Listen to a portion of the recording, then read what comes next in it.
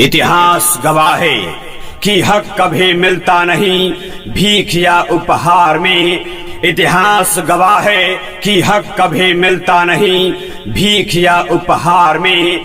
हक सदा मिलता रहा संघर्ष से संसार में। जिंदाबाद जिंदाबाद जाकिर भाई जिंदाबाद, जिंदाबाद जिंदाबाद विकास का बत्ता जिंदाबाद। हमारा वार्ड कैसा हो, जाकिर भाई कैसा हो, हमारा वार्ड कैसा हो, जाकिर भाई कैसा हो। क्यों पड़े हो चक्कर में, कोई नहीं है टक्कर में, क्यों पड़े हो चक्कर में, कोई नहीं है टक्कर में। जिंदाबाद जिंदाबाद जाकिर भाई जिंदाबाद, जीतेगा भाई जीतेगा, विकास का बत्ता जीतेगा, जीतेगा भाई जीतेगा। जाकिर भाई जीतेगा। जी हाँ मतदाता साथियों, पंचायत दोस्तिया वार्ड नंबर 6 से जाकिर हुसैन साहब की पत्नी मरियम खातून। जी हाँ मतदाता साथियों, मरियम खातून का चुनाव चिन्ह है पीपल के पत्ता छाप, जो ईवीएम के क्रम संख्या 2 पर अंकित है। तो जी हाँ मतदाता साथियों, अपना एक कीमती वोट देकर मरियम खातून को विजय बनाए। धन्यवाद। सुनो हो चाचा सुनाए हो चाची, सुनो हो भैया सुनाए हो भाभी, बात एगो बतलावे के बा।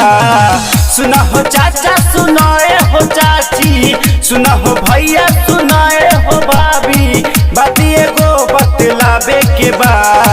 उनके वार्ड बनावे के बा, भाई जाकिर जी के जितावे के बा। उनके वार्ड बनावे के बा, भाई जाकिर जी के जितावे के बा। सुनो हो चाचा सुनाए हो चाची, सुनो हो दादा सुनाए हो दादी, बात एगो बतलावे के बा। उनके वार्ड बनावे के बा, भाई जाकिर जी के जितावे के बा। उनके वार्ड बनावे के बा, भाई जाकिर जी के जितावे के बा। जिंदगी की असली उड़ान अभी बाकी है, जिंदगी की असली उड़ान अभी बाकी है। इरादों का इम्तिहान अभी बाकी है। अभी तो नापी है मुट्ठी भर जमीन, अभी तो नापी है मुट्ठी भर जमीन, सारा आसमान अभी बाकी है। जिंदाबाद जिंदाबाद जाकिर भाई जिंदाबाद, जिंदाबाद जिंदाबाद विकास का बत्ता जिंदाबाद। हमारा वार्ड कैसा हो, जाकिर भाई कैसा हो, हमारा वार्ड कैसा हो, जाकिर भाई कैसा हो। 6 नंबर वार्ड में होई खूब विकास हो। एक बार इनके पचाचा करो विश्वास हो। ए भैया 6 नंबर वार्ड में होई खूब विकास हो। एक बार इनके भैया करो विश्वास हो।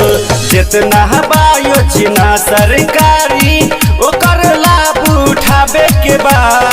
उनके वार्ड बनावे के बा, भाई जाकिर जी के जितावे के बा। उनके वार्ड बनावे के बा, भाई जाकिर जी के जितावे के बा।